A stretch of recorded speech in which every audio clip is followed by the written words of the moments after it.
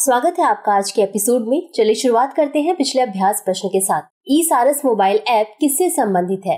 ए कृषि क्षेत्र से, बी महिला सशक्तिकरण से, सी पर्यावरण विकास से, डी निर्यात प्रोत्साहन से। इस प्रश्न का सही उत्तर है विकल्प बी महिला सशक्तिकरण से। चलिए देखते हैं इसके विश्लेषण को। दीनदयाल अंत्योदय योजना राष्ट्रीय ग्रामीण आजीविका मिशन ने ई सारस मोबाइल ऐप लॉन्च करके स्वयं सहायता समूह की महिलाओं को समर्थन देने की दिशा में एक महत्वपूर्ण कदम उठाया है। इस ऐप का उद्देश्य SHG द्वारा बनाए गए उत्पादों के विपणन पहल को बढ़ावा देना है।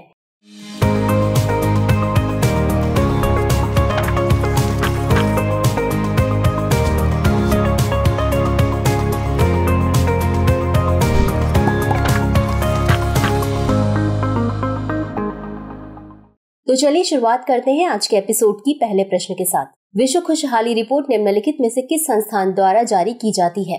ए सतत विकास समाधान नेटवर्क, बी वर्ल्ड आर्थिक मंच, सी अंतर्राष्ट्रीय पुनर्निर्माण एवं विकास बैंक, डी अंतर्राष्ट्रीय मुद्रा कोष।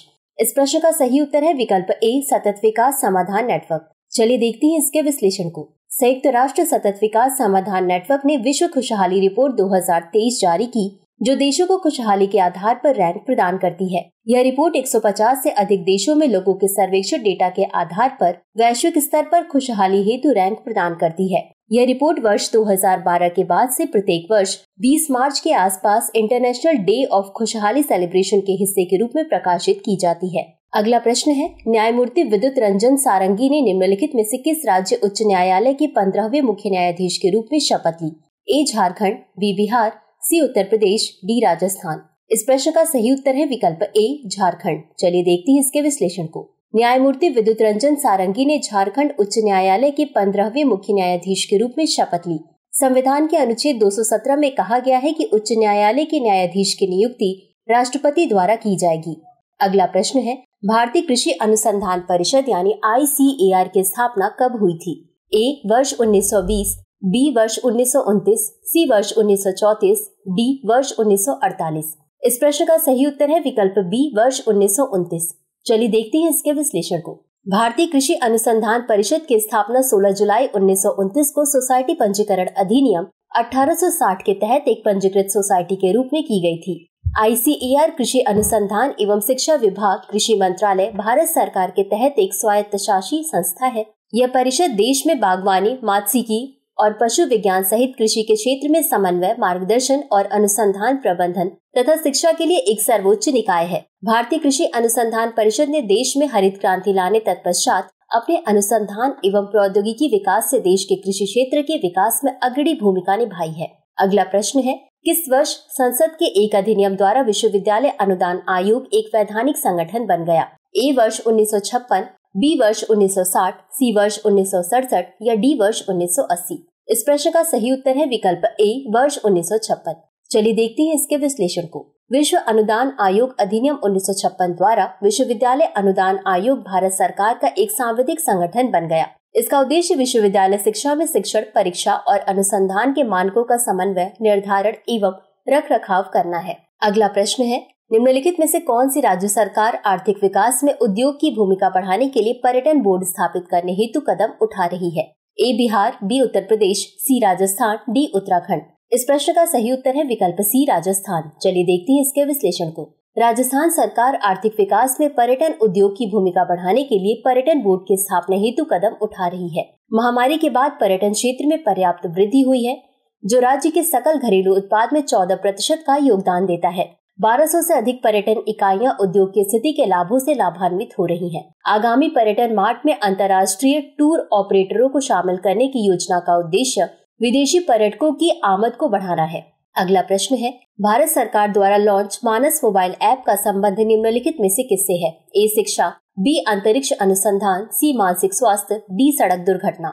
इस प्रश्न का सही उत्तर है विकल्प सी मानसिक स्वास्थ्य। चलिए देखते हैं इसके विश्लेषण को। भारत सरकार द्वारा भारत के लोगों के मानसिक स्वास्थ्य को बढ़ावा देने के लिए एक मोबाइल ऐप मानस लॉन्च की गई है। मानस अर्थात मानसिक स्वास्थ्य और सामान्य स्वास्थ्य प्रणाली को प्रधानमंत्री के विज्ञान, प्रौद्योगिकी और नवाचार सलाहकार परिषद द्वारा एक राष्ट्रीय कार्यक्रम के रूप में मान्यता प्राप्त है। मानस का प्रारंभिक संस्करण 15 से 35 वर्ष के आयु वर्ग में सकारात्मक मानसिक स्वास्थ्य को बढ़ावा देने पर केंद्रित है। अगला प्रश्न है, निम्नलिखित में से कौन ब्रिटिश शासन के दौरान भारत में रैयतवाड़ी बंदोबस्त के प्रारंभ किए जाने से संबद्ध था या थे?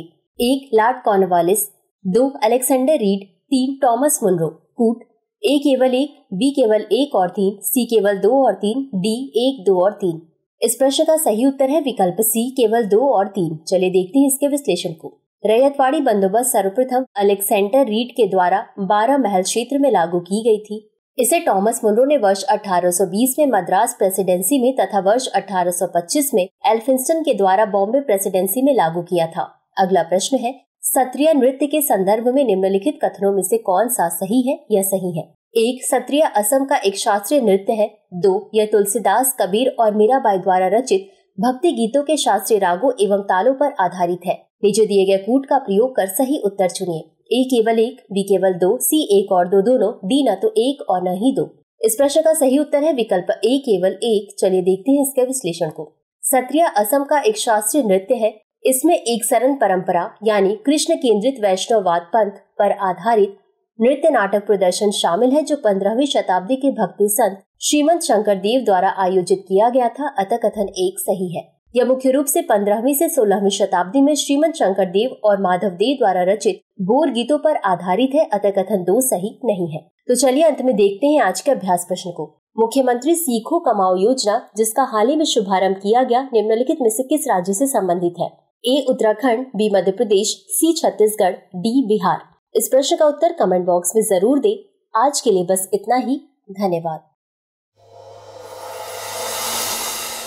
डियर व्यूअर्स, अपने एग्जाम की तैयारी को और बेहतर करने के लिए हमारे चैनल को लाइक, शेयर और सब्सक्राइब करना न भूलें।